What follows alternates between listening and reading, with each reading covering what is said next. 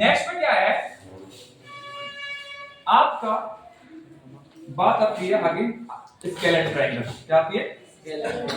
Skeletal triangle.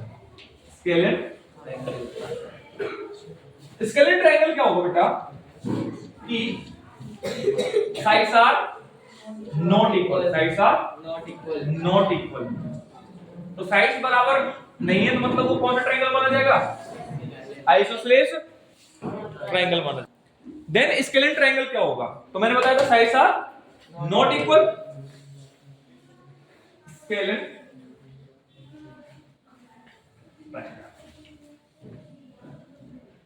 Skeletal triangle क्या होगा बेटा कि sides are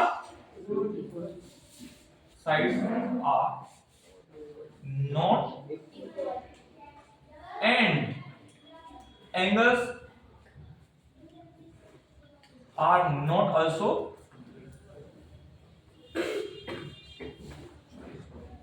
will not be equal.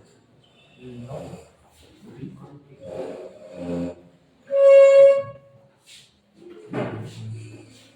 समझ में आ गया? यहाँ तक क्लियर हो गया? तो देन मैंने बनाया angles A B A, then 1 2 तो A B is not equal to A C is not equal to B C. Clear? यहाँ तक क्लियर हो गया? कोई डाउट है? चलो अब बात करते हैं यहाँ पे इसके बाद प्रॉपर्टी अबाउट। ये बहुत इंपॉर्टेंट है क्लास 7th एंड 8th के लिए। About properties of the triangle, the properties of the properties of triangle में पहली पार्टीशन है एक्सटीरियर एंगल प्रॉपर्टी। क्या है? Exterior angle property. Exterior angle property. Exterior angle property है क्या? मान के चलो आपने कोई ट्रायंगल बनाया तो इस ट्रायंगल के बाहर अंदर बाहर अंदर बाहर अंदर मतलब ये एंगल बनेगा। तो मैंने एंगल 1 2 3 4 5 और 6, ये अल्फाबेट में भी हो सकते हैं, कुछ जरूरी नहीं है इसमें भी हो। ठीक है? एक प्रॉपर्टी याद रखना। प्रॉपर्टी क्या कहती है? The sum of to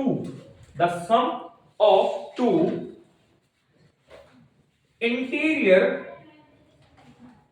opposite. तो एंगल 1 एंगल 2, अच्छा बात करी जाए पहले एक्सटीरियर एंगल कौन कौन से होंगे? अगर बात की जाए एक्सटीरियर एंगल तो एक्सटीरियर एंगल्स कौन कौन से? 1 एंगल 1 एंगल 4 एंड एंगल 6, ये हो गया एक्सटीरियर एंगल। अगर बात की जाए इंटीरियर एंगल, क्या है? इंटीरियर एंगल, तो इंटीरियर एंगल कौन कौन से हो गए? तो angle 2 angle 3 and angle 5। Angle 5, these are the interior angles। ठीक है? अब देखो यहां पे क्या state, the sum of two interior opposite angles, the sum of two interior opposite angles is equal to exterior angle, is equal to exterior only। हाँ मतलब एक एक्सटीरियर एंगल के बराबर हो। अंदर के दो अपोजिट एंगल्स बाहर के जो एक एंगल है उसके बराबर माने जाएंगे। या कह सकते हो बाहर का एक एंगल मतलब एक्सटीरियर एंगल और अंदर के उसके अपोजिट दो एंगल, उसके अपोजिट दो एंगल के बराबर होंगे। क्लियर हो गया? अब देखो यहां पे बात करते हैं एंगल 1 है, एक्सटीरियर ले लिया मान के चलो, तो इसके अपोजिट दो इंटीरियर एंगल कौन से बनेंगे? 3 और 5। हाँ तो ऐसे एरो लगा दो।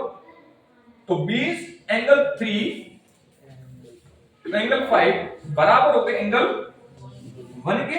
अब इधर आ जाओ, एंगल 6 ले लिया, चलो एंगल 6 के बराबर कौन सा है? तो angle 3 plus angle 2 is equal to angle 6। Then angle 4, angle 4 के अपोजिट कौन से? 2 और 5, सॉरी 2 और 5। हाँ angle 2 plus angle 5 is equal to angle 4। Clear? कोई डाउट रह गया था? बिल्कुल क्लियर है। एग्जांपल लेते हैं इसके।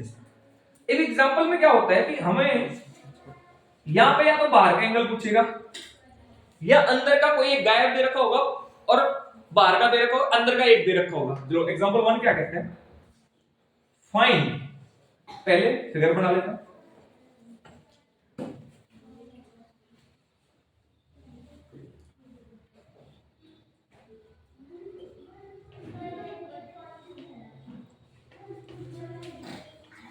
Find the angle x. Find the angle. Find the angle. अब देखो क्वेश्चन क्या कहता है कि दो एंगल हैं और वो किसके बराबर? तीसरे बाहर के एंगल के बराबर है। तो बाहर का एंगल क्या है? 135। तो मतलब एंगल ए बाहर का एंगल हो गया। तो उसके अपोजिट दो एंगल कौन कौन से हुए? 100 और x। तो मतलब angle B plus angle C. तो 135। तो एंगल बी कितना है? 100 प्लस एंगल सी। तो देन एंगल सी, तो 135 degree minus 100 degree is equal to C. तो 35 डिग्री इज द मतलब what is the value of X? ये angle C 35। Clear? Any doubt? Clear बेटा? अब देखो इसके बेस पर और क्वेश्चन क्या पूछ सकता है। मान के चलो मैंने एग्जांपल 2 लिया इसी बेस पर। एक ट्रायंगल बनाया। एक ट्रायंगल में मैंने लिया 100 और 70 डिग्री। 100 और इस y की वैल्यू बतानी है। इस y की, तो y की वैल्यू के अकॉर्डिंग क्या होगा कि y की वैल्यू क्या कहती है? The sum of two interior opposite angles equal to, तो मींस एंगल a b और c। तो angle a plus angle b बराबर है एंगल c के। तो एंगल b और एंगल a कितना है? 100 plus 70 degree is equal to angle c मतलब y डिग्री। तो कितना हो गया? 170 डिग्री। तो y की वैल्यू कितनी होगी? 170 डिग्री। क्लियर हो गया? कोई डाउट रह गया था? याद क्लियर है? अब बात करते हैं इसकी एक्सटीरियर एंगल प्रॉपर्टी। क्लियर हो गई सबको? अब नेक्स्ट प्रॉपर्टी आती है